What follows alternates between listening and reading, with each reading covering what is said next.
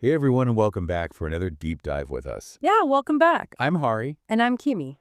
and I was thinking earlier today as I was doing a little research that sometimes I feel like a spider, Oh. spinning a web and waiting for like these cool facts to just like get caught in it. Oh, that's a good analogy. Yeah. And speaking of spiders, that's what we're talking about today. Yeah, that's We're right. going to do a deep dive on a particular spider called the Xysticus cristatus. Otherwise known as the common crab spider. Yes. And we were inspired by a really cool photo that we saw. Yeah, it's a really great picture. And it was actually Wikipedia's picture of the day for March 15th, 2025. Yeah, it was a great pic. Yeah, it is a really cool picture.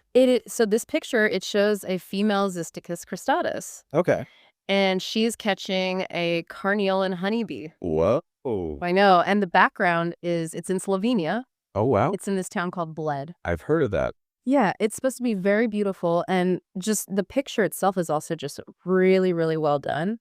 It's actually a focus stacked image, which means that the photographer took like 7 different photos Oh, wow. and kind of like layered them on top of each other. So everything's in focus. Exactly. Yeah, so you can really see every detail like on the bee and on the spider, like even the little hairs on the spider's legs. That's awesome. I love when people do really cool stuff with photography like that. Me too. It's really impressive. So, okay, the Xysticus cristatus, Yeah, this is a crab spider. We've been saying that. right. It's also called the common crab spider. Yes. So it is a member of the Thomisidae family, Okay. and they're called crab spiders because they look like crabs and they move sideways. I could totally see that. Yeah, like little scuttling crabs. So where do these things live? Well, they're found all over the place, actually, all across Europe, Asia, and even North America. Really? Yeah, they're pretty widespread. You might even have some in your backyard. Yeah. You probably won't find them up in trees, though. Why is that? Well, they tend to prefer lower vegetation areas, so like grassy fields, meadows, and gardens. That makes sense. Yeah, they're not really big on climbing. Okay, so we know they live in a lot of places, and they like to be on the ground, not in the trees. Right. Anything else about how they look?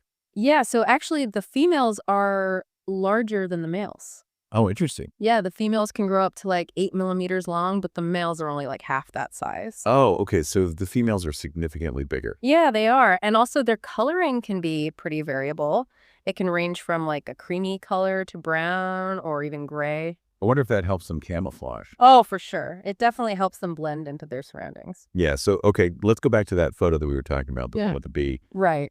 You were saying that it shows their hunting technique. Yeah, so the Xysticus cristatus is what's known as an ambush predator.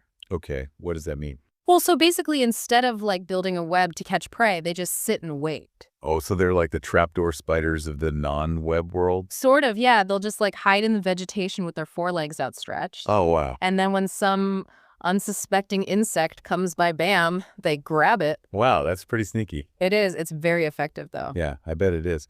So that honeybee in the photo, it had no idea what was coming. Nope. It was just going about its business, collecting pollen, and then all of a sudden lunchtime for the spider. Wow.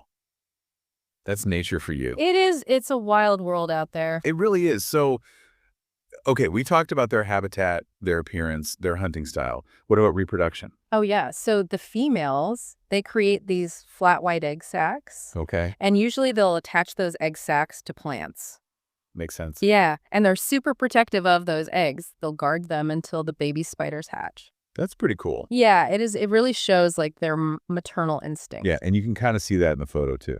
Right? Like she just caught this bee, presumably to like nourish herself in her eggs. Yeah, to keep them safe and fed. Exactly. Well, this has been super fascinating. Yeah, it's really cool to think about these spiders that are living all around us doing their thing. Yeah, and playing such a crucial role in the ecosystem. Right. Like imagine if they weren't there to keep the insect populations in check. Things could get out of control. Exactly. It's all about balance. It really is. Well, on that note, I think it's time for us to wrap up this deep dive. Yeah, thanks for joining us, everyone. We hope you learned something new and interesting about the Xysticus cristatus, or the common crab spider. And who knows, maybe you'll even spot one the next time you're out in nature.